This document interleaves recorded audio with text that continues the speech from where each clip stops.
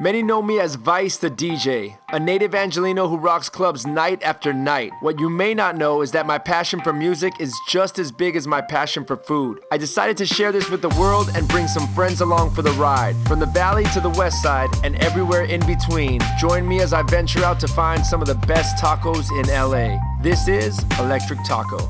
I see, there he is, my man. Vice. Yeah!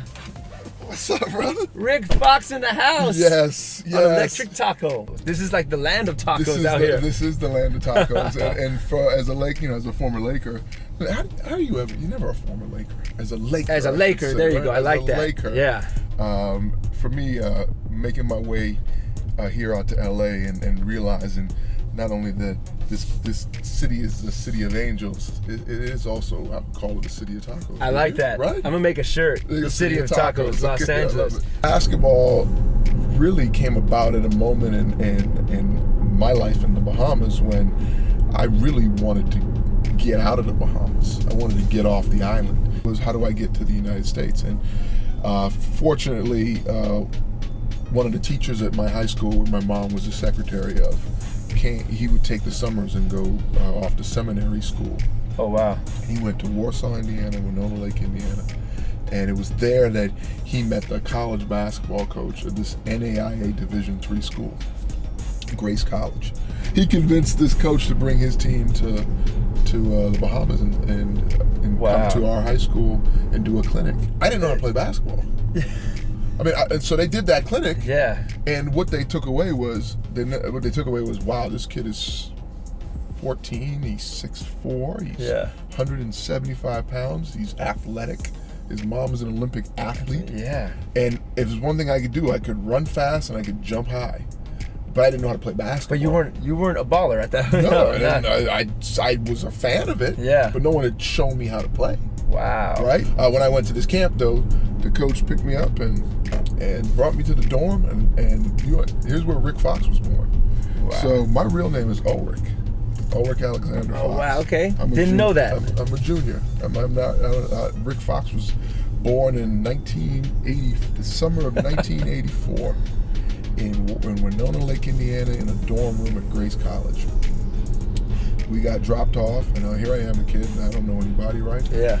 And in comes all the other parents with their kids, and they're dropping them off at camp, and then they leave, and as kids will congregate, we all kind of congregate on the hall, and I stick out. I'm in Indiana. Yeah, right. Like the only brother in Indiana, right? At this point at this camp, and the kids they got curious, like, who are you? What's your name? And I said, my name's Ulrich. And they said, huh? Yeah, right. That's Ulrich. Like they started butchering they went my in name, on you. man. It's like, just call me Rick. And they were like, oh, okay, cool. I got that, Rick. Yeah. So, and then from that moment, you're like, I'm Rick. I'm known as Rick. And yeah. Everyone that would ask me, I just call me Rick. You stood out, man. You had to be like, wow, look at this guy. Yeah, I mean, I look like a 6'4" Prince. Yeah. Like, straight like that. Michael Jackson was huge back in the 80s, so, it was like, oh, he looked like Michael Jackson. He looked like Prince. Did you get to meet Prince? So here's my Prince story. Yeah. So, Prince he moved out here, moved up in the hills, and he started throwing parties after, like, the Emmys and the Oscars. And you would get, like, invitation, right? Like, do you want to come to Prince's party? Yeah. And so I got the invitation. I was like, yeah, I'm going to Prince. But it was always late night after the event. So I showed up, go in, and Prince is just jamming in his living room. Jamming again, right? Jamming. It's like 2:30. Jamming. Then he just stops. And then all of a sudden there's pancakes. And you're like eating pancakes and then I'm like, it's like another Dave Chappelle episode right now. I'm like, I'm wondering if it's that. Yeah, that's probably where they got it from. That's probably where they got it from. But the pancakes just come up for everyone? Just pancakes just out of you just jamming, right? And then I'm like, I wonder if it's over. Yeah. It must be over. No. So I walk out and I look over to the left and Prince is like kind of standing off over there by himself. And I was kind of like, do I acknowledge that we're out here and you're over there? Yeah. I like try to talk to you, and he goes, are you having a good time? Yeah. And I was like, yeah, it's great, man. And literally, like, I looked to see if anybody saw I was having a conversation with Prince. Yeah. And by the time I looked back, he was gone. He was just gone. Next thing I know, he was jamming again. I was like, yo. I was like, nobody's gonna believe. I didn't get to hear your start in the NBA. Where was that moment for you where you actually were like, I'm going. I did this. Well, 4 years of college at the University of North Carolina under Dean Smith. Yeah. I knew that if I could play there, I'd probably have a shot at getting drafted. But the phone rang. The Celtics called me. Red Auerbach called me. Or was it Dave Gavitt? Dave Gavitt, maybe. Called me and said, we're at the 24th pick. We're going to take you. And that kicked off my pro career. 24th pick. 24th pick. Your pick. First round, Boston Celtics. And someone showed this to me 13 years afterwards, man. They literally showed this to me. I was doing an interview somewhere, and someone said, what do you want? I told the reporter, I said, I want to play 12 years and win 3 championships. Wow. I played 12 years and won 3 championships. In year 13, My man. Year 13, I popped a tendon in my foot. I was like, why didn't I say I want to play 20 years and win 10 championships? I was like, man. Yeah, that's the way you have to think. Even to this day, that's the way, like, you have to just know that you can do it and you can get to that point. And whether there's roadblocks through there, you need all that stuff. You need the haters. You need all that, right? It's all fuel. Yeah, right. It's all fuel. Every block isn't just a turn. Yeah. My son is 22. Yeah. And he looks at my life and all he sees are the headlines, the reel, the trailer, all the things that they're highlights and not lowlights. And I tell him all the time, he goes, well, Dad, everything you do, you just win at. You just championships. You say you want to do this, you want to act, championships. You open a restaurant, whatever you do, you just win. I go, that's funny that you see it that way. Yeah. Because man, for every win, bro, you know how many times I got up. Yeah.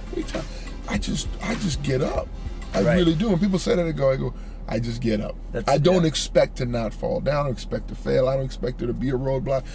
I expect all of that to happen. Right. All right, man. Well, let's get some tacos. Yeah. It's about that time, right? It is Taco Tuesday, so it's an electric taco edition. My man Rick Fox, let's do this. All right, bro.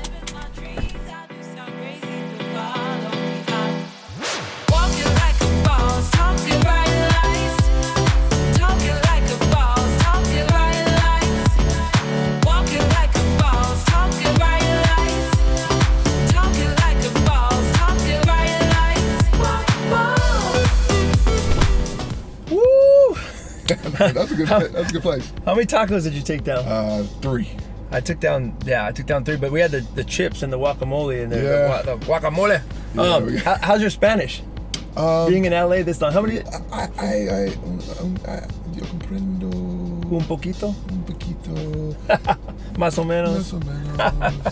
On the court, Kobe would speak Spanish. Yeah, right? Kobe's like. And Italian. Yeah. Yeah. Show off. So that he's always showing off. 1, 2, 3. Oh, get the hell out of here, bro. That shit's intense, man. Everything went flying, right? Yo, it sure did. I was like scouring the internet. I saw how big of a gaming fan you are. Yeah. So that's like a whole nother side of Rick Fox that I was kind of surprised to learn about. I've played video games all my life. Yeah. I connected with my son, purchased a professional franchise called Echo Fox.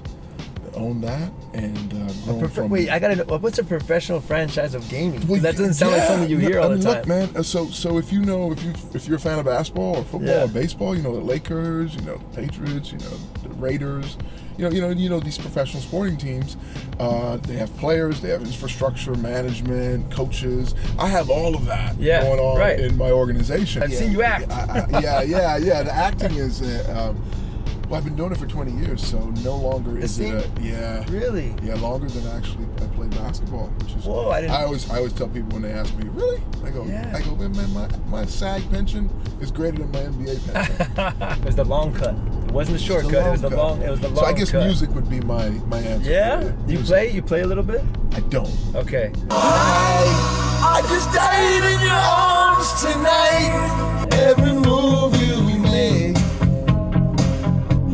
We were seeing DJing, so there's 1, 2, 3, 4. It's out now, so we've been rolling for a minute. Let me ask you this: if you could just grab yourself, like right now where you're at, all your knowledge, and talk to yourself as the young, before you were Rick, the old Rich, and give yourself that advice, what would it be? Dream bigger. Dream bigger. Dream bigger. It's that simple, right? Every time I look up from a vision of where I want to go in some area of my life, I've accomplished it. And I go, man, why didn't I just dream? Why didn't I dream bigger? Hey, what's up? It's Vice. Thanks for watching Electric Taco. More episodes to come.